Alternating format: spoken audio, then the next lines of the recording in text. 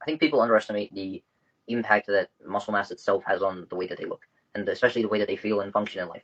For some people that I work with, they have almost no worry about what they look like in a sense, but rather they want to be more functional in their everyday life. They want to feel better. And then a lot of people that I work with want to simply just look better.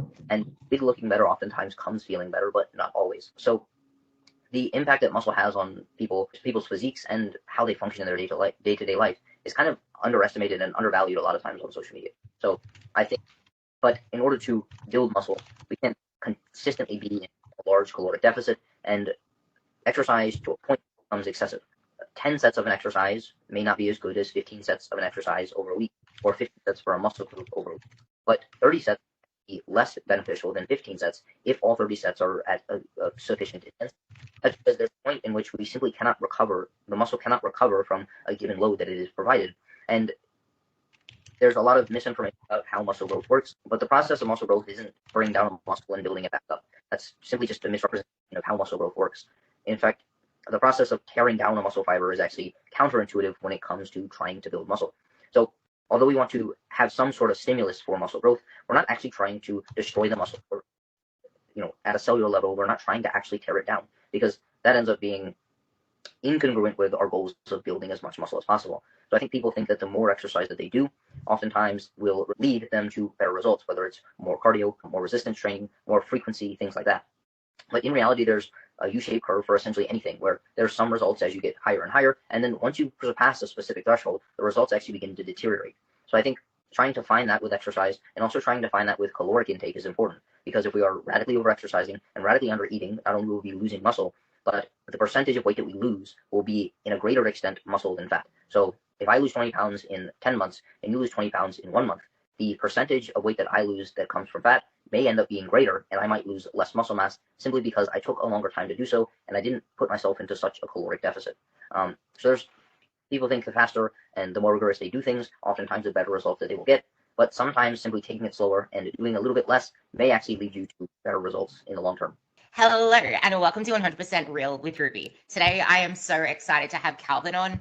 Calvin Scheller is someone who has kind of had this huge upswing in his massive talking of hormones and how it impacts. I'm just gonna say we're gonna try to simplify it, but we're gonna talk about how it impacts your ability to get or not to get results, in the sense of what are you actually believing, what's true, what isn't true, and insulin resistance, carbs, cortisol, even GLP-1s. They're all becoming this huge talked about, I don't want to say trend, I'm just going to say topics. And one thing that Calvin mentioned, one word that Calvin mentioned before I clicked record, is the word inflammation. And if you zoom out, having a healthy, focused lifestyle on eating a wholesome diet, mostly whole foods, moving often, sleeping, all of these things are exactly what helps put you into this healthy state.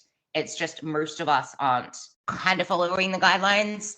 But with all that aside, here's Calvin. I'm going to let him introduce himself and the topic of insulin resistance, improving insulin sensitivity, and where carbs, cortisol, GLP-1s, where all of that fits into the equation. Yeah, so my name's Calvin Scheller. So I'm 19. I live in kind of a small town in North Carolina in the middle of nowhere. And I kind of got into health and nutrition and publishing on social media when I was younger. So I developed an autoimmune condition when I was younger, IBD, which kind of left me unable to eat for a while. And I lost a ton of weight. I ended up in the hospital, in and out of doctors' offices and hospitals for most of high school. And I kind of just had extra free time, and I just couldn't stand not understanding what was going on. So I decided to try and figure it out. So I just kind of started reading. For probably 2 or 3 years, I simply just consumed content for as much time of the day as I could, which oftentimes was hours. And then at the end of high school, I decided to start publishing some content on social media, and it got some popularity. I'll say I'm not too proud of the things that I said and things I believed right at the beginning, kind of some of the things that are perpetuated on social media at the moment that some of my recent videos try to kind of combat or correct in a sense. That's kind of the things that I believed right off the bat.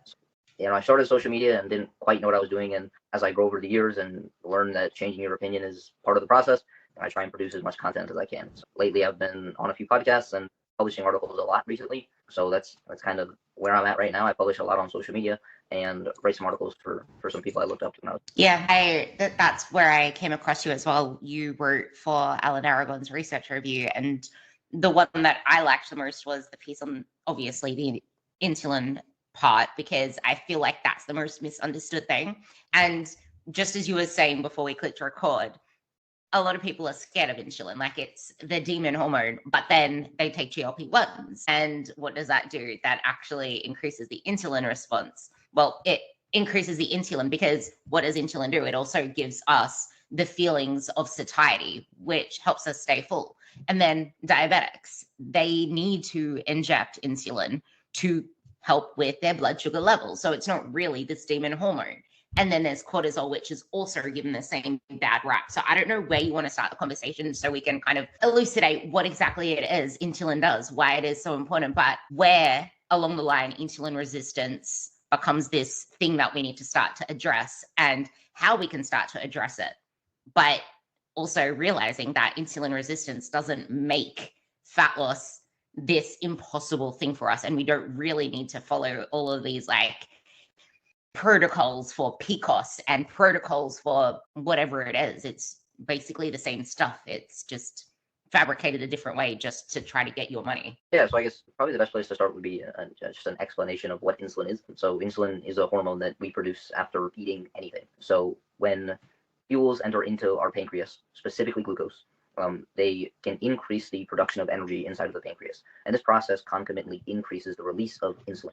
So when insulin is released into the bloodstream, it binds to a receptor, which a lot of people don't realize is located on essentially every cell in our body, including the kidneys, the liver, the brain, the fat tissue, the muscle tissue. Every cell that you can think of has an insulin receptor. So one of the most important roles of insulin is to reduce the availability of circulating nutrients inside of the bloodstream.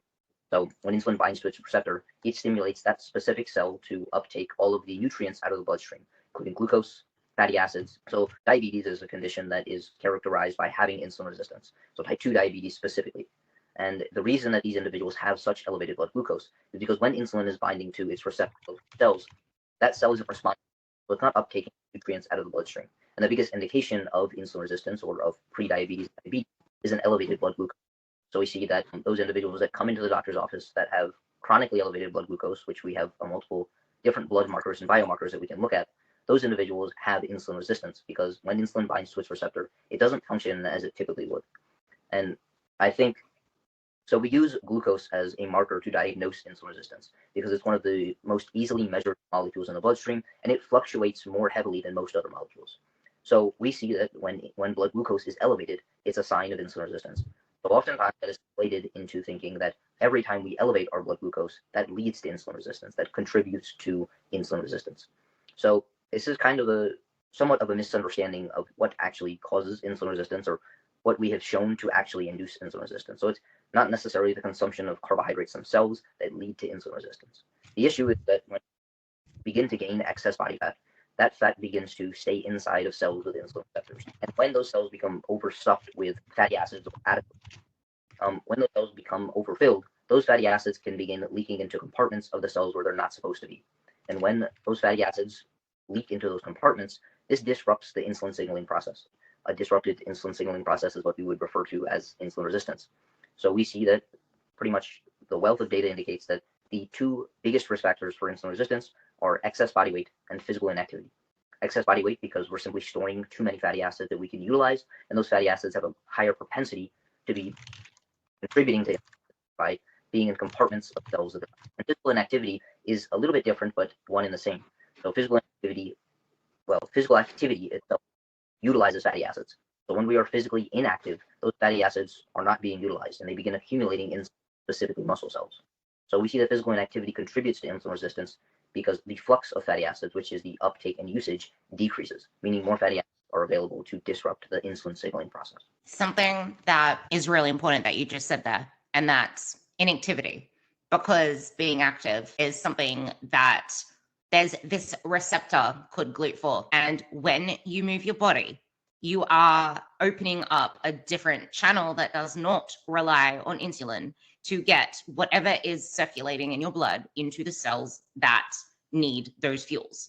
And you mentioned this just then, where when insulin cannot get the blood glucose out of your bloodstream, that's when issues start to happen. That's when insulin resistance starts to occur, because it is the overabundance of too many. It's not just glucose. This is where I want you to talk about saturated fats as well. But like Calvin said, it is a whole heap of excess fuels circulating around our body. It becomes an inflammatory state. This is why moving is so important. This is why being in a healthy body fat range is so important.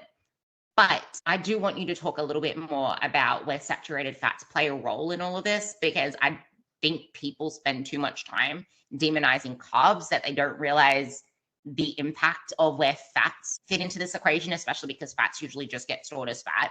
Whereas there's like carbs, we need them for fuel. And if we can actually fuel our movement, so it's not just dormant in our bloodstream, that can actually serve a much higher end purpose. Yeah, so as hopefully kind of as a simplified version, so we have saturated and unsaturated fatty acids. So saturated fatty acids means it's kind of a chemistry term in a sense, so that each of the bonds on acid has a carbon chain attached. So it's fully saturated, meaning there's no open bonds or there's no double bonds.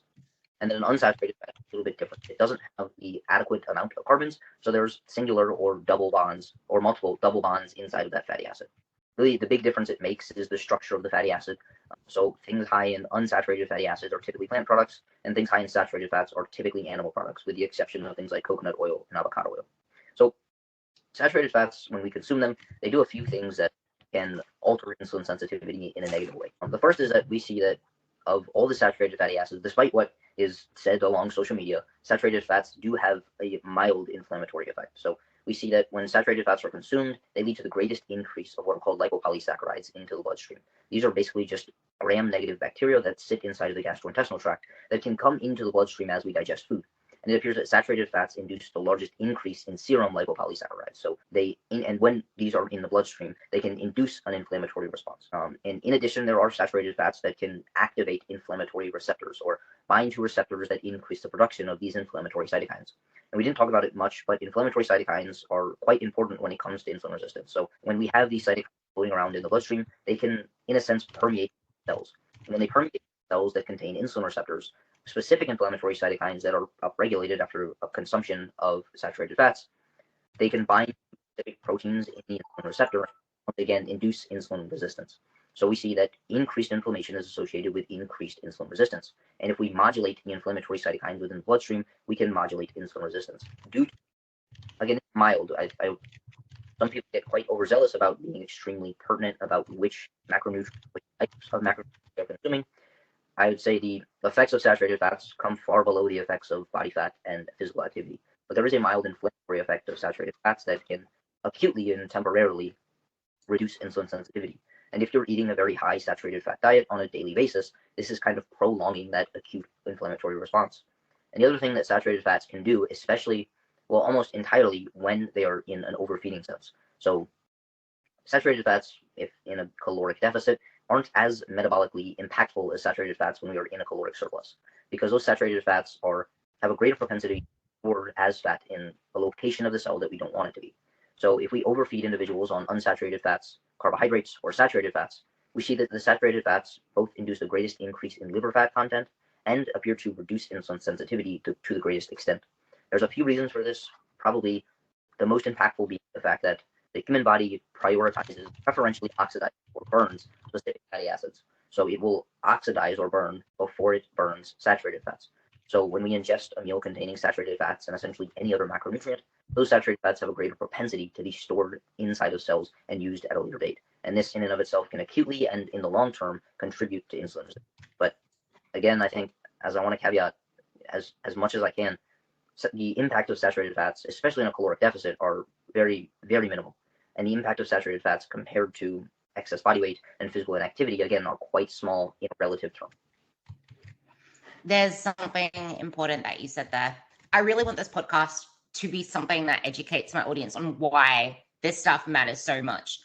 What else increases inflammation here, and how can we help to buffer it? Because something you mentioned was the liver. The liver is needed to process most things, and this is where we need to be a lot more mindful about. If you're eating this high saturated fat diet, or even just in a higher body fat state. And then there's alcohol also coming in. There's so many different things that your liver here is needing to juggle. And that is, I would say, increasing the barrier for you to get into a more insulin sensitive state. I want you to talk a little bit more about that inflammation part on what actually helps to buffer it. Where does muscle and physical activity fit into this? Yeah, so I guess probably one of the most potent stimulators of inflammation in the average American is excess body fat. So as our fat tissue expands, the blood vessels become further away from the fat tissue, which induces an inflammatory response directly in that fat tissue. And then the fat tissue itself can produce cytokines or produce molecules that also have an inflammatory effect.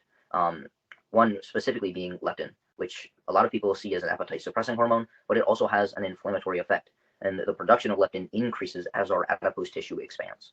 So we see that adipose tissue is probably one of the biggest contributors to all cause or systemic inflammation. We also see that an inability to get both high quality and efficient sleep increases the production of those inflammatory cytokines. So when we are not sleeping enough, there's a kind of a hormonal milieu that will increase the production of specific inflammatory molecules. And then I guess it's interesting. So the muscle produces also inflammatory cytokines, but when the muscle produces inflammatory molecules, we call them myokines. And these myokines are essentially the exact same molecule as the cytokines produced by immune cells. However, myokines typically have the opposite effect as cytokines. So myokines have an anti-inflammatory effect, and oftentimes they have different effects that improve health rather than impair health. So it can be the exact same molecule, but oftentimes they are either working through a different metabolic pathway or they are binding to a different set of receptors in the same pathway, if that makes sense. So exercise itself, although there's a short-term production of what we would refer to as cytokines, we see in the long term there's a pretty drastic anti-inflammatory effect of exercise. And then kind of the next best step would be there are multiple dietary components that decrease inflammation. Most of which come from colorful fruits and vegetables. Some of them come from animal products as well, kind of the omega-3 fatty acids, and then the antioxidants and specific polyphenols found in fruits and vegetables and other plant products, including roots and tubers. So kind of an overall diet that is centered around whole foods appears to be probably the most potent dietary factor to reduce inflammation, is pretty much trying to make your diet as colorful as possible and trying to eat as many whole foods and single ingredient foods as you can. This is why I say make your plates as colorful as you can. It's about plants and, well, I like to say it's about protein and color and movement, obviously. But I love this. So talk to me more about leptin, because this will also be where GLP-1s kind of come into the appetite equation. But with leptin, people would usually think that, okay, well, if body fat increases leptin, why am I still not completely full? And then there's also the physical activity component of appetite regulation. But leptin, inflammation, talk to me more about that. Yeah, so leptin is a molecule secreted by fat tissue. And the larger your fat tissue gets, the more leptin it produces.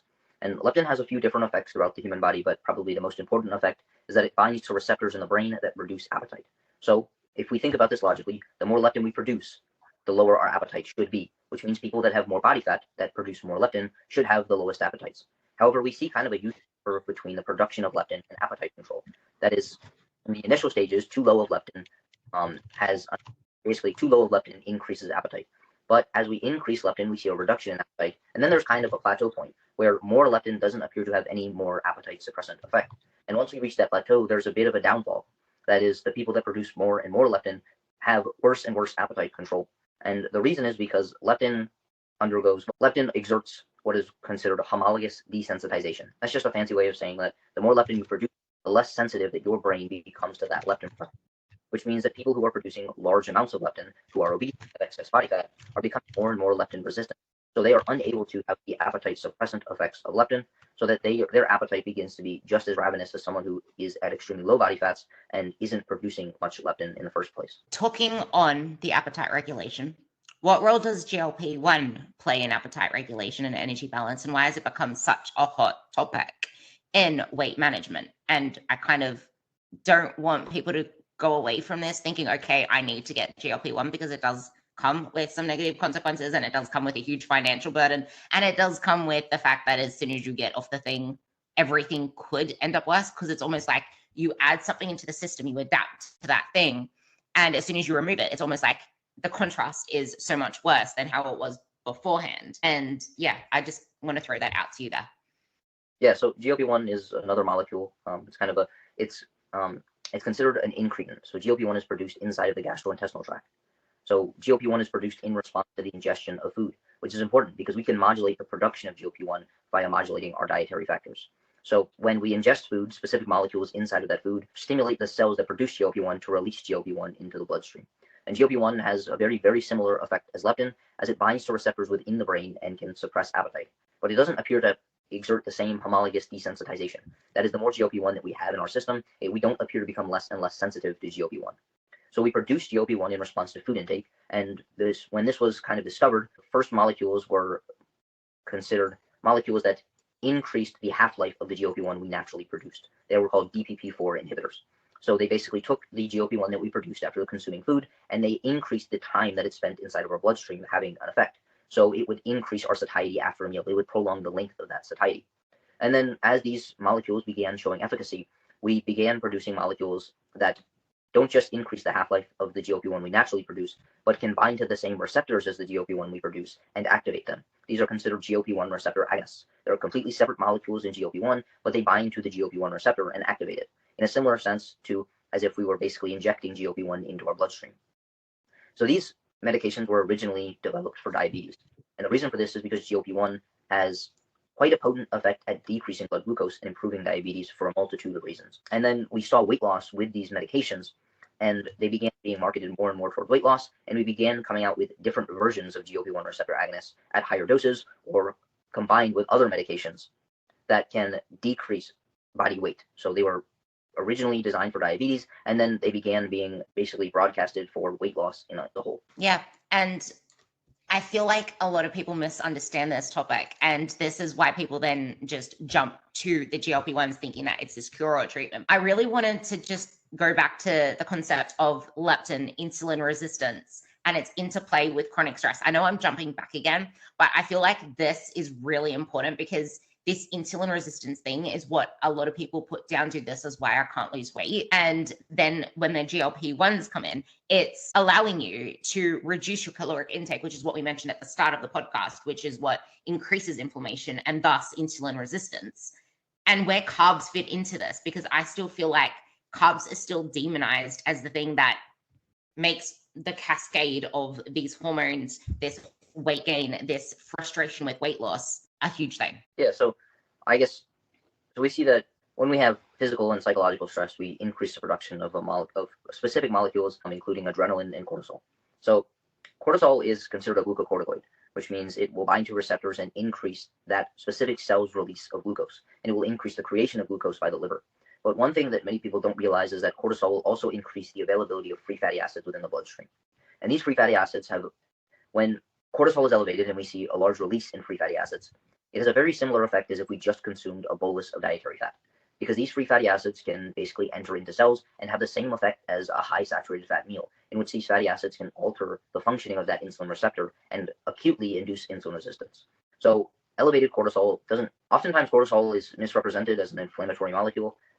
People don't realize that it's actually an anti-inflammatory molecule. That is, that we give people with injuries cortisone shots, which are basically the injectable version of cortisol. And in that area, it will decrease inflammation, because cortisol is not the cause of stress or the cause of inflammation. Rather, it's a response to stress and a response to inflammation.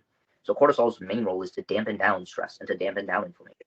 But one of the ways that it does this is by increasing the fuel availability in the bloodstream. And when that happens, it will acutely reduce insulin sensitivity by increasing the availability of those fatty acids.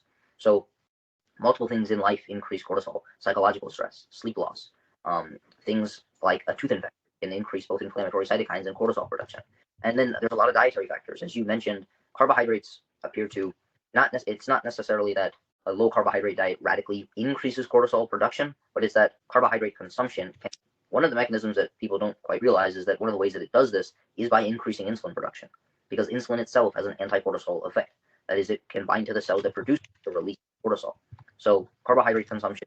So if we take an individual who just went through a rigorous workout, if we see an individual that ate no carbohydrates versus that ate a bolus of 60 grams of carbohydrates, the individual that ate 60 grams of carbohydrates will have a much lower and a much shorter and less prolonged cortisol response to that exercise session. Does that make sense? I actually was just about to ask you about that one because I feel like this is so overlooked with. I'm talking about the general woman listening to this who has a busy lifestyle, who has a high stress lifestyle. If you're going to increase your, I'm just going to say, if you're going to increase your cortisol response because you do a hard workout or a cardio session or whatever it is, and then you don't recover from that, or you're on a low carb diet and you're going through your high stress day, I would essentially say you're dumping, I don't want to say dumping cortisol. Well, you're dumping glucose into your bloodstream because that's exactly what cortisol does. Cortisol frees up the carbs that are stored in your body, the fats that are stored in your body, but except you won't really be freeing up the fats because you're in this go, go, go, and it's going to be mostly carbs if you're in that high stress lifestyle because it's fight or flight. If then at the end of the night, you're finally settling down, what goes up must come down. I really want you to explain this because it's going to be so powerful. But what goes up must come down. So all of this glycogen in the blood, carbs in the blood, I should say glucose in the blood, all of this glucose in the blood, all of this fuel that's circulating because you've been go, go, go all day, you haven't really given yourself a chance to come down. So now you're wondering why when you have a huge dinner meal, you're still a ravenous lion. Like your belly's full, you should be full, you had this huge meal, but you're still not satisfied. And now you're having some cravings. Explain to me that phenomenon. Yeah, so it's interesting. So cortisol itself has an appetite stimulating effect within the brain, but the effects of cortisol also have an appetite stimulating effect. So people don't realize that insulin is considered an anorexigenic molecule, meaning that when insulin binds to receptors in the brain, it will suppress appetite and reduce food intake. So we see that increased production of cortisol, or when there's an elevation of cortisol in the bloodstream, there's a reduction in insulin sensitivity and leptin sensitivity. We also see that cortisol itself can stimulate appetite. So there's three mechanisms and a multitude of other mechanisms, all that coincide to basically increase appetite. And oftentimes appetite is misrepresented as a ravenous hunger, but sometimes for a lot of people, they may experience that appetite is not necessarily being extremely hungry, but feeling an inability to feel satiated. So you're eating, maybe you had a large meal, but you still don't feel quite satiated as you think that you should. That plays a large role in appetite. Whether or not you feel like you're really, really hungry, or you just simply cannot satiate the small amount of hunger that you do have. So there's multiple mechanisms by which cortisol can have an appetite increasing effect, but it appears that, so this one's a little tough to explain. So we see that in response to stress, the initial step is actually a different molecule is produced by the brain called CRH. And that molecule then stimulates the production of a secondary molecule called ACTH. And then finally, that molecule stimulates cortisol production. So the two prior molecules to cortisol production, CRH and ACTH, they actually have an appetite suppressant effect. So the beginning stages of the stress response, or in response to the initial stressor, there's actually a reduction in appetite. However, once that process has begun to subside and we see an altered ratio of cortisol to those other molecules in the bloodstream, in which cortisol begins to increase and they begin to decrease, that's when the appetite stimulating effects begin to come into play. So during the day, we might have a high stress day. And it's during this time that our appetite is actually suppressed because there's molecules in the bloodstream that are suppressing it. And we're kind of focused on a multitude of other things. And then once that stress begins to wear off, or once we begin to wind down for the day, the ratio of appetite stimulating and appetite suppressing molecules in the bloodstream begins to favor appetite stimulating molecules. And that's when we see kind of a ravenous hunger at the end of the day, or an inability to feel satiated. So it is almost as if the hunger is masked during the day by stress itself. And once that stress to subside, that's when we see a large increase in appetite. I cannot understate the importance of managing your stress load in this. And I have seen you speak a little bit more on allostatic load. And I do want to bring into this sleep as well, because people just drastically, like our body's response, this isn't going off topic to what Calvin just said, because our response and our ability to handle these things, if we're not getting enough sleep, we have a lower ability to respond to these things. We have a lower ability to buffer these things. And then if you're also running on lower sleep, if you're also higher stressed, this isn't just a chemical thing that's going on in your body. Psychologically, I don't know whether it's something you can talk about, but I think this is going to resonate hard, because one study that I will always bring up over and over again is the mind over milkshake study, because it's one of the first ones that I read years ago. Our mindset has the power to shift hormones. And I don't mean like the hormones that people usually come to here, but like appetite hormones, the way that you respond to food. You can, like, this is why I don't like people focusing on you're in a diet, you're in a calorie deficit, because if you're thinking restriction all the time, you're going to be less full from any meal. It's why I like to think on performance, why I like to shift the focus away from weight loss. Stop focusing on weight loss. Just have your habits and your calories in check to lose weight, if that's what the goal is, but have the focus elsewhere so that you're not self-imposing your own hunger, your own struggles. But that aside, this is where a lot of the stress stuff comes in, a lot of the psychology stuff comes in, because if you're getting to the end of the day and you haven't addressed what's happening through the day, you're going to be in a more vulnerable place to then binge, to then overeat. And then that's going to start the self-perpetuating cycle that happens every single day, because then this leads into, but I always overeat at night. So I'm going to try to be really good during the day. I'm going to eat little during the day, but then you're just having exactly the same effect that what Calvin just described. So I kind of said a lot there. I want you to pick out what's important that you want to talk about, where the hormones fit in here, and where allostatic load can fit in here, and where psychology can fit in here, on how it all kind of weaves together. Because the overall theme that we want here is, how can we make these hormones our friends, and how can we get through the noise so that we can still get results without feeling like hormones need balancing, which they don't. Our lifestyle does. Yeah, there is a lot to pick apart there. So I guess the study that you're talking about it was a fairly notable study. So it was titled quite funny, Mind Over Milkshakes. So it basically gave two sets of people the exact same shake. I believe it was a crossover design, meaning one group started with one shake and then they went to the other group and had the other shake. So the first group, mind you, these are the exact same shakes. Let's caveat that. So each person was given the exact same shake. However, they were either told that it was a sensible shake or an indulgent shake, meaning simply one shake would have higher calories and one shake would have lower calories. And they saw that those that were told that a sensible shake had more hunger after the matter, and those that were told it was an indulgent shake were less hungry and more satiated. But they also measured a specific molecule called ghrelin, which is a molecule produced in the gastrointestinal tract that stimulates appetite.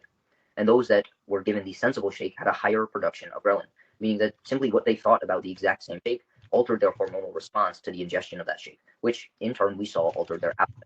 So there are psychological ways that we can kind of not only just take our mind off of eating all the time or changing our food environment, but also there are ways that we can reduce our appetite quite drastically. So probably one of the biggest things is both psychological and physical. We see that eating a large breakfast appears to reduce total caloric intake in that given day. And the reason is because that breakfast alters the production of specific appetite suppressing molecules for the rest of that day. And a large breakfast decreases the ingestion of calories at lunch and dinner. And on average, although this doesn't always apply to every single person, on average we see that those who eat larger breakfasts have lower body, typically have better metabolic health, and typically eat less calories throughout the day. Probably one of the most important reasons for this is because when we consume food, we get the production of those incretin hormones that decrease appetite. So if we start our day off with a large meal that increases the production of the incretin hormones, we see a less appetitive response throughout the rest of the day. And it's almost as if we don't eat in the morning or we eat small amounts throughout the day. The accumulation of appetite stimulating molecules appears to increase food intake at dinner so much, and then we don't really have that time after the meal to have the incretin response to suppress our appetite because we're going straight to bed. So there's a lot of data to indicate that eating more calories or just larger meals at the beginning of the day may help to reduce body weight by reducing total caloric intake and also increasing energy expenditure throughout the rest of the day. Sorry, that part right there. See, this is why I might have to put that post back up, but this is why even if calories on paper are equal, you are not eating the same amount of calorie. I mean, you are not in the same caloric balance. So you can be eating, let's just say 1800 calories, both conditions. But at the end of the day, they are not the same calories in the cell. And the reason is because if you are fueling your day, if you are fueling your training, you are going to expend more through the day. And I think people have this idea that calorie deficit, quote unquote, is just what calories you need to eat. But no, it's the calories that come out as well. It's how the calories in impact your calories out. And then how your calories out impact your calories in. It's all intertwined. And then there's the psychology component of it all, which is why this is why we are talking about chronic stress now. This is why we're talking about cortisol, because it's the lifestyle stuff that makes it really difficult to have this cardiometabolic health, to have this situation where things are less sticky, because we tend to make things harder on ourselves by not having these strategies in place that help us regulate our appetite. Because GLP-1, we can do things naturally to support our GLP-1 pathways. We can do things naturally to support our appetite regulation. it takes time, but it's something that will then feed into everything else so that you can stay in a healthier place. Tell me more about that. Yeah, so I guess probably the best place to start is that again, GLP-1 is a molecule that we produce in response to food intake. There's a multitude of dietary factors that increase our natural production of GLP-1. So probably the most important of which being protein, complex carbohydrates, unsaturated fat, and dietary fiber. The reason I say this is because it appears that protein stimulates the greatest release of GLP-1 compared to other macronutrients given the same caloric load. So 500 calories of protein appears to stimulate the production of GLP-1 and suppress appetite more than 500 calories of carbohydrates or fats. We see that there's also an importance of the type of carbohydrates that we're consuming. So the cells that produce GLP-1 are located farther down in the gastrointestinal tract, which means that we need food that is not as easily digestible, that will travel further down the gastrointestinal tract in order to make it to these cells to stimulate the production of GLP-1. So we would prefer to have like a complex carbohydrate rather than a simple carbohydrate. So we might choose to have something such as a fruit rather than, or a potato rather than a potato chip, something like that. So increasing the complex carbohydrates like whole grains, fruits, vegetables, roots, and tubers appears to increase our release of GLP-1 and suppress our appetite. And then we see that dietary fiber can, when it enters into the large intestine and is fermented by the bacteria in our large intestine, these bacteria produce molecules called short-chain fatty acids that can bind to, again, those cells that produce and release GLP-1 and stimulate the release of GLP-1. So a higher dietary fiber intake also increases GLP-1 production. And there is a little bit of evidence, although it's not entirely substantial, so this isn't something that radically change everything, but it appears that unsaturated fats, especially the longer length unsaturated fats, stimulate the release of GLP-1 more than saturated. Again, it probably won't have as meaningful an effect as switching from simple to complex carbohydrates, but there is a minor effect, and it's worth mentioning. And then there's a few other things that increase GLP-1 production, including polyphenols found in fruits and vegetables. So specific ones such as capsaicin and turmeric, and specific polyphenols found in things like green tea and coffee can stimulate GLP-1 release, which is why a lot of those foods and drinks have appetite suppressant effects. And then we see probably kind of the most interesting one ends up being a non-nutritive sweetener called allulose. So allulose is very similar to a stevia, where it's not an artificial sweetener, it's a natural sweetener. It's a 0-calorie sweetener. We can't extract calories from it. But allulose can bind to the cells that produce GLP-1 and increase the production of GLP-1. So in studies where we basically just replace an artificial sweetener with allulose, we see reductions in body weight, food intake, and we see improvements in inflammation and cardiometabolic health. So there's a lot of benefit of allulose. Importantly, it's not as inexpensive as things like Splenda or stevia, and you typically have to use a little bit more, but it's something worth mentioning for those who have the expensive income to utilize allulose maybe in a morning coffee or to sweeten something. How can I love these practical tips. So I'm going to try to ask a little bit more practical tips in this little section before I move into the next one. Why is blood sugar regulation so important here now? Because we were just talking about ways to support our GLP-1 pathways, which obviously the healthy diet, et cetera, which also comes into play with, okay, so protein and quote unquote good carbs, if that's the best way to call them that way, but good carbs, protein, I'm just gonna say fibrous carbs, there we go. Fibrous carbs, protein, that is all really important in blood sugar regulation, but we're also missing where resistance training also comes into this and how that helps to improve insulin sensitivity. So some more practical tips there and how it kind of intertwines with why muscle is so important here too. Yeah, so I'd say the regulation of blood glucose in and of itself is an important risk factor for basically all-cause mortality and a multitude of different chronic diseases. So we see that when there's glucose in the bloodstream, it's elevated, especially so.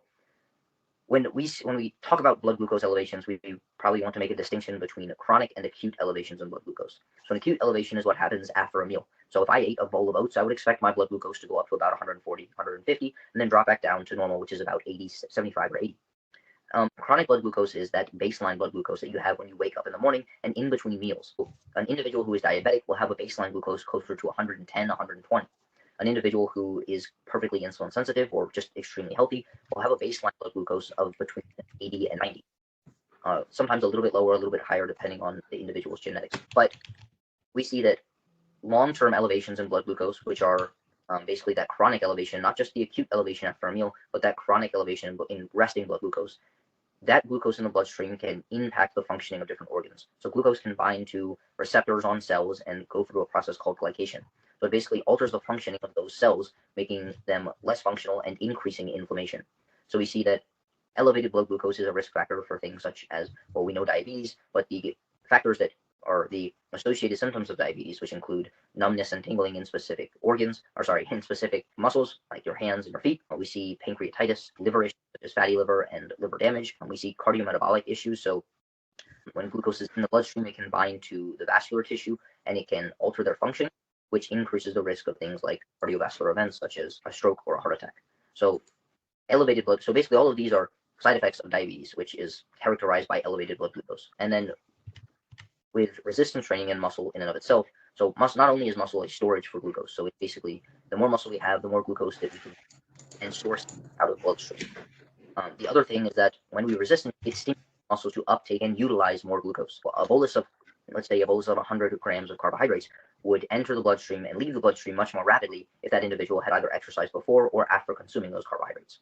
So there's a role of not only having muscle mass in and of itself, but exercising around your carbohydrate ingestion, especially for those who already have prediabetes or diabetes, or just altered insulin sensitivity, poor glucose control. That can help them control their glucose a little bit better as they begin to do all the other strategies that we discussed, such as losing body weight and trying to get to a healthier status. Yeah. This is another reason why it's kind of powerful to fuel your day, because that is when your body is moving. That is when your body is more likely, if you move your body and you're not sitting down all day, that is, which I would highly recommend. Like, this is why it's so important for you to track your steps. This is why it's so important for you to hit your 10K steps. Well, it's 8 to 12K, I like to say, but it's that movement. This is why walking is something that decreases all-cause mortality, because it is moving your body. It is anti-inflammatory. It is helping regulate blood sugar. It is a helpful thing. And I'm sure that you can explain that a little bit more as well. But going into, you can bring that into the next part as well, but going into practical strategies, again, what exactly is allostatic load? Because I don't think you actually explained allostatic load, how that impacts overall health and ties into insulin resistance, fat storage.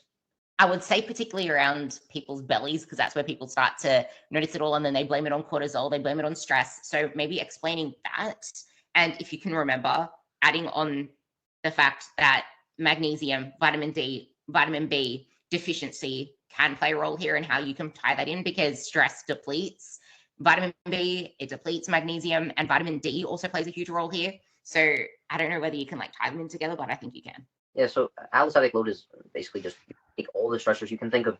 If you've heard the analogy, you can think of your stress bucket as a rain bucket. And the allostatic load is all of the things entering into, all of the water entering into that rain bucket. And as that bucket begins to fill up, there's a point where the stress becomes overbearing and begins to deteriorate health. So all humans can ache a specific amount of stress, and a certain amount of stress begins to become beneficial. Exercise in and of itself is a stress, and that can benefit the body when that stress is recovered from. So allostatic load is basically how much you are filling up that stress bucket, and when it begins to overflow, that's kind of a symbol of when stress begins to become too much and begins to deteriorate health. So the things that contribute to allostatic load are basically anything that you can think of. So exercise, a caloric deficit, nutrient deficiencies, work stress, life stress, family stress, pretty much anything you can think of can contribute. Stressor that you can think of can contribute to that allostatic load. And as you mentioned, so micronutrients can increase the production of stressful molecules that we are correlate with allostatic load. So nutrient deficiencies, not only from a recovery standpoint, so they impair recovery, so that if you work out the following day, you may not be able to do as much, and that workout in and of itself may be a little bit more stressful, given you have nutrient deficiency. Specific nutrients can have anti-inflammatory effects. They have mild and sometimes quite potent, if you are quite deficient, anti-inflammatory effects. So that in and of itself, the production of inflammatory cytokines contributes to that allostatic load. So there's a lot of things you can do to decrease your allostatic load. Most of them become energy balance. So when an individual has excess body fat, that is also a stressor. So that would contribute to allostatic load if you have excess body fat. So in that individual, a caloric deficit might actually help to decrease allostatic load by reducing body weight. But an individual who's already lean and might be working out quite vigorously, putting them into a caloric deficit may do the opposite and increase allostatic load, because they don't have much body fat to lose. And that energy deficit is impairing their capacity to recover and to cope with any sort of life stressors. So a caloric deficit may increase or decrease stress, overall stress, depending on the person. Exercise in and of itself is a stressor, but oftentimes the stress of exercise ends up blending into recovery that reduces long-term stress and improves our overall functionality. But there's a point in which more exercise does not decrease stress. More exercise to increase stress. That is maybe people that are doing multiple workouts a day or doing quite rigorous cardio. So people that are doing kind of sports training where they're not necessarily thinking about their long-term health, rather how fast and how good they can get at the sport. Oftentimes we see kind of overtraining in the sense that they're training more than they can physically recover from. And then sleep, as most people know, is probably one of the most important things to deal with all stress. And then not only just energy balance, but also micronutrients on a daily basis. And if we are, not only will we not be able to perform specific metabolic processes, but it may hamper our ability to not only think and feel as good as possible, but also our ability to recover pretty much all of our organ systems. And there's specific hormonal milieus that are affected by micronutrients that may once again that allostatin.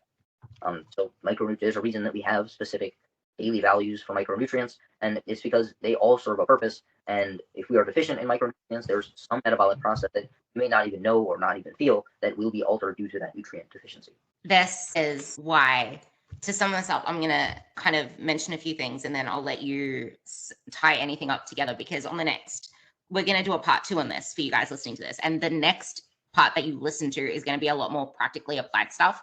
I was going to talk on appetite regulation on this one, but I thought that we would just like explain the hormones, how they all tie together, so that on the next one we can talk more about how to actually get the results that you want in body composition, how to regulate your appetite. It's going to be pretty much tying the bow on this. So it's going to be a nice, shorter, sharper, snappier one that you can walk away with a little bit more confidence to have a shield against bullshit that's out there. But that part that you mentioned on the stress component of all of this, it's almost like once we realize that everything that we do has an impact, everything has a ripple effect. So if you're chronically in this yo, like Calvin mentioned before, plants, protein, that stuff is, if you're eating whole sources of protein, like meat isn't just giving you protein, chicken isn't just giving you protein, eggs, egg whites, dairy, they all have other nutrients and a complex milieu of vitamins, minerals, et cetera, that are beneficial to the body. If you are eating mostly that wholesome diet, you are helping provide yourself with these vitamins and minerals, but it's also what you can absorb. And if you're in this inflammatory state of higher body fat, if your gut health is a mess because you're constantly stressed, if you're over exercising, like Calvin said, and under recovering, these are things that I definitely will be wanting to touch on more next episode as well, because this all stops you from getting out of the hole that you're in, because it's just feeding the negative cycle. And as women, many of us want to just get rid of our body fat straight away. So we keep repeating the cycle of let's chronically diet, let's do more cardio. And then there's the emotional stress, which a lot of us haven't addressed because we're too busy trying to focus on the other dangling carrot. So then we eat more of these quote unquote inflammatory foods. And it's like this pickle where chronic dieting, over exercising, under recovering isn't allowing us to get to a healthy place that we can feel like we're thriving. Is there anything that you can say to that, add to that, explain of that, to sum this up and lead into what you want to talk about in the next one? Now that we have this first episode done, how can we lead this into the next episode? What are we going to talk about? What do you want to leave the listeners with in this episode, et cetera, et cetera? Yeah, so I think people underestimate the impact that muscle mass itself has on the way that they look, and especially the way that they feel and function in life. So for some people that I work with, they have almost no worry about what they look like in a sense, but rather they want to be more functional in their everyday life. They want to feel better. And then a lot of people that I work with want to simply just look better. And with looking better oftentimes comes feeling better, but not always. So the impact that muscle has on people's physiques and how they function in their day-to-day life is kind of underestimated and undervalued a lot of times on social media. So I think, but in order to build muscle, we can consistently be in a large caloric deficit, and exercise to a point becomes excessive. So 10 sets of an exercise may not be as good as 15 sets of an exercise over a week, or 50 sets for a muscle group over a week. But 30 sets be less beneficial than 15 sets if all 30 sets are at a sufficient intensity. That's because there's a point in which we simply cannot recover, the muscle cannot recover from a given load that it is provided. And there's a lot of misinformation about how muscle growth works, but the process of muscle growth isn't breaking down a muscle and building it back up. That's simply just a misrepresentation of how muscle growth works. In fact, the process of tearing down a muscle fiber is actually counterintuitive when it comes to trying to build muscle. So although we want to have some sort of stimulus for muscle growth, we're not actually trying to destroy the muscle, or at a cellular level, we're not trying to actually tear it down, because that ends up being incongruent with our goals of building as much muscle as possible. So I think people think that the more exercise that they do, oftentimes will lead them to better results, whether it's more cardio, more resistance training, more frequency, things like that. But in reality, there's a U-shaped curve for essentially anything, where there's some results as you get higher and higher, and then once you surpass a specific threshold, the results actually begin to deteriorate. So I think trying to find that with exercise and also trying to find that with caloric intake is important, because if we are radically over-exercising and radically under-eating, not only will we be losing muscle, but the percentage of weight that we lose will be in a greater extent muscle than fat. So if I lose 20 pounds in 10 months and you lose 20 pounds in 1 month, the percentage of weight that I lose that comes from fat may end up being greater, and I might lose less muscle mass simply because I took a longer time to do so and I didn't put myself into such a caloric deficit. So there's people think the faster and the more rigorous they do things, oftentimes the better results that they will get. But sometimes simply taking it slower and doing a little bit less may actually lead you to better results in the long term. I am going to completely scratch the appetite regulation part because you just lit me up. I am like someone who loves talking about the muscle stuff. I didn't know if it was something you could go so deep in. So guys, you're in for a treat next episode. We're going to go deep on how muscle growth works, the balance of stress and recovery, because as you heard on my, I don't even know if it was the last solo podcast, but building muscle is so much harder than losing weight, because most people keep yourselves in a place where muscle loss is probably more likely happening than anything else, because you keep going in this yo-yo diet mentality. So you're never really giving yourself a chance to build muscle. And then when you do the dieting again, you're most likely going to be losing muscle because you're not really understanding how this process works. So I'm excited to talk about that with you next podcast. Is there anything that you want to leave the listeners with? I will say, go and follow Calvin if you want a lot more of the nerdy little snippets, because on Instagram, he puts a lot of, I like the fact that he does a lot of reels. I hardly spend time scrolling Instagram, but whenever I look at your profile, it's really dissecting a lot of myths and explaining things in reality of what the research says. So if you want to find him, his Instagram handle will be down below. It's Calvin_Scheller, which you will know how to spell because it's going to be in the title of this podcast. But otherwise, anything else that you want to leave them with? No, I think, honestly, I think a lot of things get overcomplicated, but really the best benefits for pretty much health is by getting to a healthy body weight, which is different for everyone, but is typically, within a specific body fat threshold that you can simply just talk to your doctor about. And then exercise is beneficial when you're not doing any, but excess exercise doesn't necessarily come with additional benefits. So finding that sweet spot of exercise, life stress, and trying to maintain a healthy body weight, those are probably the 3 biggest pillars that you can pull to improve your health. I love that. Be like Goldilocks. And thank you guys for listening to this podcast. If you got any benefit from any of this, please let me know, let Calvin know, share this, and get in for the next episode, where we will be talking things body composition, strength training, and practical strategies to implement into your life, no matter your starting point.